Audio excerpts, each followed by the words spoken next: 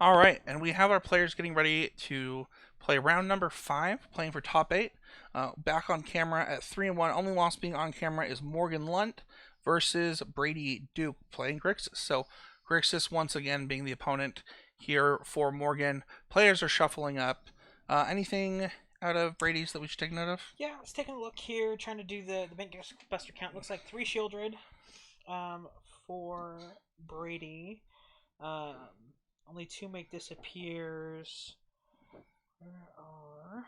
Only 2 invoke. This one has Graveyard Trespasser. Got it. Okay. Only Oh, one back from our Bank Buster. but a main deck Brothers Sedend also on the table here Ooh. for Brady. Yeah, 2 invoke and a Tenacious Underdog. Seems like it's just kind of. We have Spicy One of Wallet in the chat. Tim, who's famous for his Spicy One ofs. This deck seems to be chocked full of them. All right, so getting underway here. Morgan leads off with the Mishra's Research Desk. We see a Tap Xander's Lounge from Brady. A Takanuma and a pass. Likely be EOT Research Desk unless Morgan needs to interact. We see a Blood Tithe Harvester coming from Brady. Voltage Surge. Eating it, really. Just lighting the thing into an oblivion. Just like Hannah Montana, get the best of both worlds. Activate there. So we'll choose the Transmogran's Crown. Yeah, I can't cast a Saheeli quite yet. Oh, I drew another one. Alright. Plays the crown, sends it over. Yeah, Braid's going to be important in this matchup. Looks like he's only got 3 in the main. So with that crown, and no play for Brady. Interesting. Okay. So Saheeli.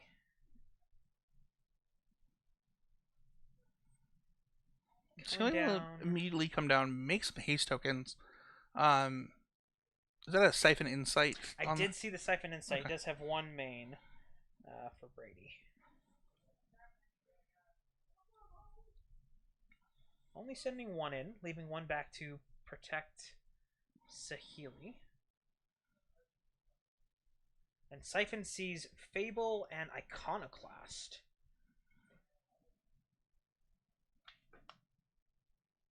Okay, so it doesn't necessarily go to your hand. Yeah, leave that there.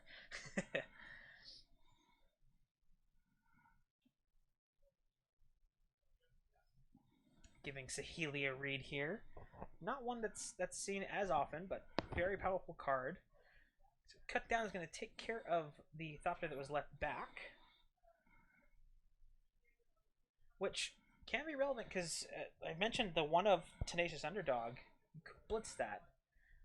But, hey, Soren token gets used today. I'm glad I brought that out.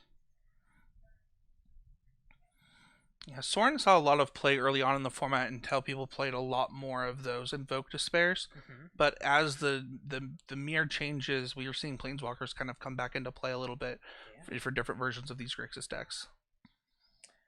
Which Crown can get on the... Okay, so it's going to go for the Throat, the Vampire.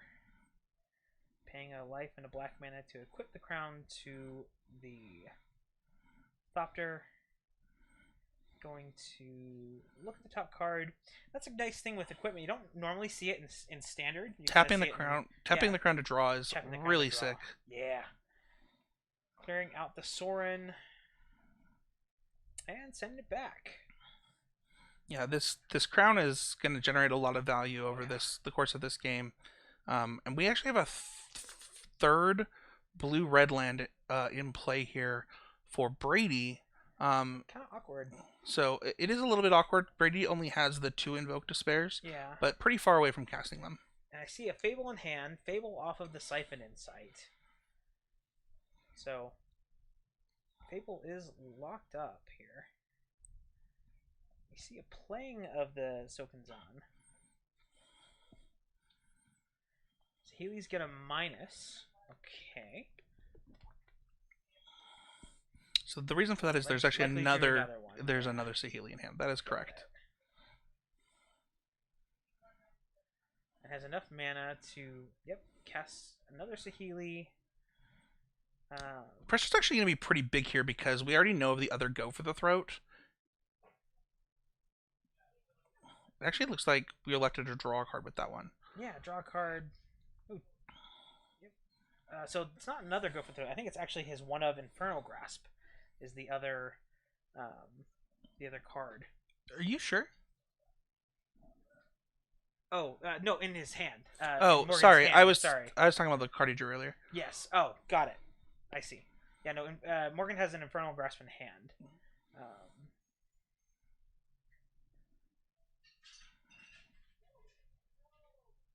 So, big energy going to play your Fable. Take... No, oh, that's the Stormcarp Ghost. Yep, I'm good there. And did find the Abrade. So, is going to be able to take care of that crown. That is pretty big for Brady here.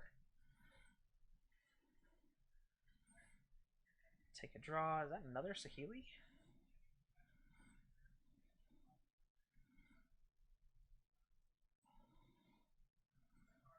Okay. Oh, we're ultimating. Let's see. What? Looked at the other two abilities. Hadn't pulled up the other one yet because...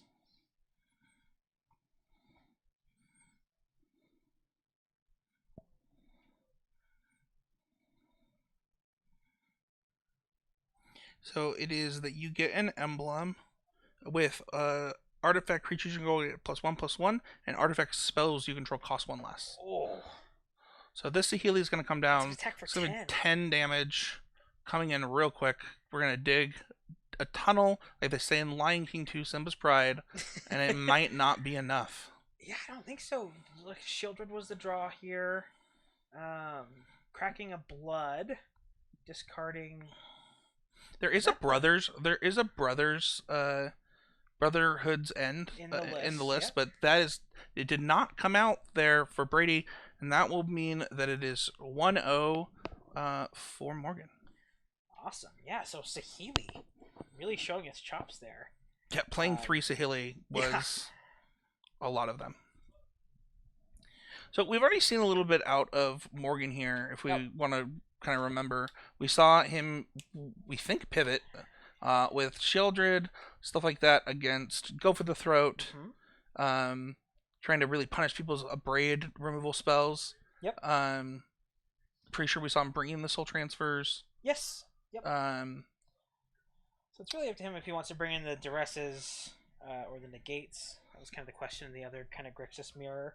But yeah, we might see that juke again, where we kind of thought that Shieldred isn't the best in the Grixis mirror, right? And so with when you show your opponent all these artifact creatures, right? Like mentally, that's got to be like, oh, I got to board out my Go for the Throats. So we're making jokes about one-ofs, but one of those sweet one-ofs in Brady's sideboard is actually none other than Burn Down the House. So if you do that juke, and you're expecting that juke to get around things like Brotherhood's End, you could get caught with the burn down, with your house on fire. Yeah, burning down the house. So what else is in Brady's sideboard? Yeah, we got another Brotherhood's End, as well as potentially Infernal Grasp. The thing is like you are more likely to want to cut down on, like, you want to maybe remove your cut downs, stuff like that. Honestly, I don't know how much of this deck Brady has seen today or in the format. The format, a lot of people feel like it's a lot about the other Grixis, the Grixis deck that Brady's playing. And so, I don't know if he is just thinking, I want X number of removal spells, I want X number of these things. It kind of just depends on his opinion of how this matchup is supposed to play out.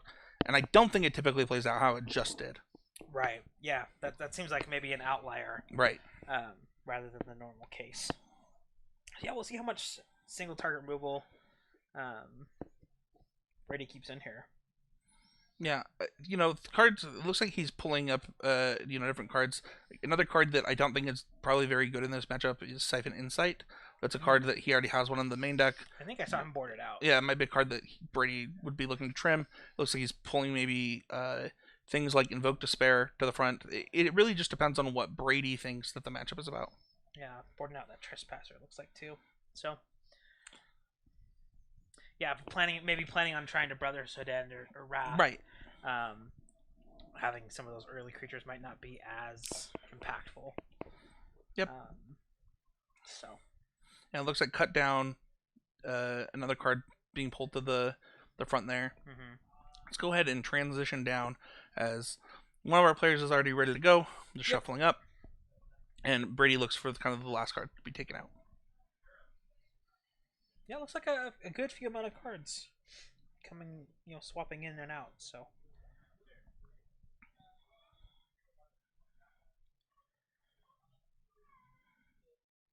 And this is a win and in. Yeah. Right, for these two players. Pretty high stakes to get into the top 8 of this 2K. Yeah, one of the things as a firm believer in team no splits is how cool it is that first place at this tournament can't be split, right? Right. Somebody's going to win $1,000 in travel to to San Diego, get their hotel paid for, get their flight paid for. It's pretty powerful. Yeah. Especially, I was kind of mentioning this before, when I won my RCQ, I also had to play. I couldn't draw in. But winning this match afforded me the opportunity to be the first seed in the top 8. And so for these large tournaments, that's a big deal. And specifically for Morgan, he actually would be playing for the 1 seed right now, if I'm not mistaken. Yeah, I think he's he's X and 1. X and 1. Yeah. Yeah. So.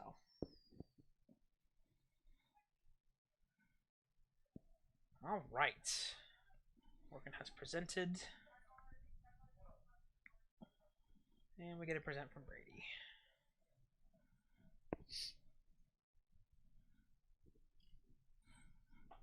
I'm not gonna lie to you right now, man.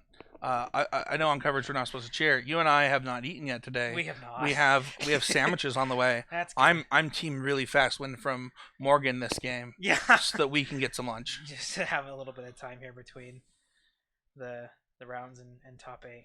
Yeah, I would never, cheer for one player over another and admit it, but at this exact moment, I'm cheering for the quick dubs. Yeah. For sure. All right, players looking at their opening hands here, and Brady is gonna ship it back. See, now I'm really cheering against Brady. We said we wanted the quick games, shuffling up his. No, I obviously hoping you don't want to have games end in mulligan, so hopefully Brady gets a really good 7 here. Yeah. Caught a glimpse a little bit in the hand. Saw another Saheeli. Saw Xander's Lounge. Yeah. Well, here, landing spells are good to have when you're playing Magic. At least a mix of them. Yes. Except, Morgan. That's not always true for Morgan, right? He's one of those Belcher players. But I mean, that's fair. I mean, you need some of your flip lands. Yeah. Technically, your lands are spells. You need your mana and your other non-mana stuff. Yeah, that's fair. So. All right. Let's see if Brady likes his 6-card hand.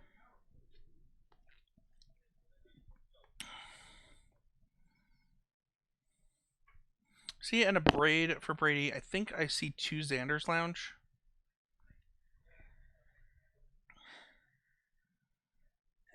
Is that a blue card? Maybe like that Disdainful Stroke? Xander's Lounge mirror match going on right there. There we go. I'll see your Xander's Lounge and I'll raise you a Xander's Lounge. I gotta say, I'm pretty impressed with myself here for seeing double Xander's Lounge off of that hand while I'm blind. I don't think you're that blind. I mean, Blood Tithe Harvester for Morgan here with the Takenuma. I'm gonna pass. No play on 3. The Grixis deck. Yeah, I really like that. One of the things that is really cool out of this Grixis deck. If you played a lot of Modern, you might think about the Murktide deck and the Breach deck. And one of the cool things about this Grixis deck is it gets to have the same really strong start, right? Blood Tithe Harvester into Fable, just like out of his opponent's deck, but he got to do it with a bunch of synergy cards in his deck. So if you think the synergy cards are better, you know, it stands to good reason to be on the deck that Morgan's on. Looks like he did bring in, I saw a Spell Pierce out of Morgan. So, Morgan's going to discard the second Fable. An extra card. Ooh, a Duress. I think Morgan was looking for a land potentially. Okay, Iconoclast. Into Duress. Powerful. Trigger. Okay, going for a Braid here. And seeing 2 Brotherhood's ends. So I had both of them. Is that Brotherhood Ends the last card? Yes. Okay. So, drew a Harvester. Okay. So because he knows that if you said it right, if that's Spell Pierce, Yeah. he could really trick Brady into potentially popping off. Like walking into it. Now, like I mean, there's a risk, but there is, yeah. Could draw the second land, and the Harvester can still take care of the Fable, like worst case. I think that what's likely going to happen here is oh, he can't hold up. He can't play Iconoclast and hold up the Spell Pierce. So okay, go for the throating, really baiting, right? Like, go ahead. Like, and cast up Brotherhood's End. Take care of my Fable. That's a blue card. It's a Bankbuster. Oh, it's not a blue card. It just has blue in the artwork. Yes.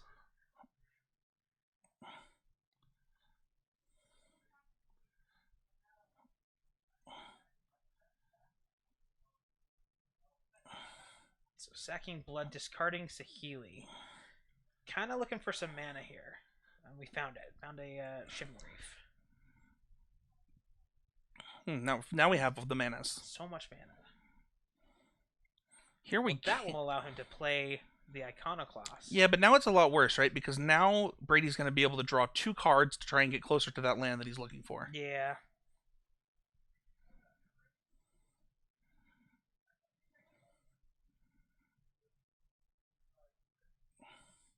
Attacking. Passing. Draw card. Looks like another Bankbuster. That's and a Xander's Lounge. That's a Xander's Lounge. Oh, you might get caught here. That is really tempting. Okay, no plays.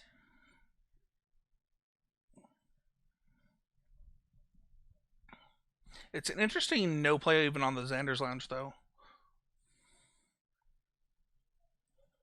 Huh.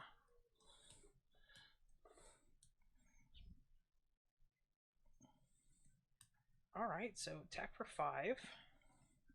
6, 7. Just going in. Man, Morgan's really trying to bait that out. Well, I don't think he needs to like bait it as much anymore. Yeah, now I can hold up Spell Pierce, though, too. Taking the activation off. There goes Shieldred. Oh, there is a negate in hand. Draw 2. Well, that makes it even stranger to me that the Xander's Lounge didn't get played. Yeah.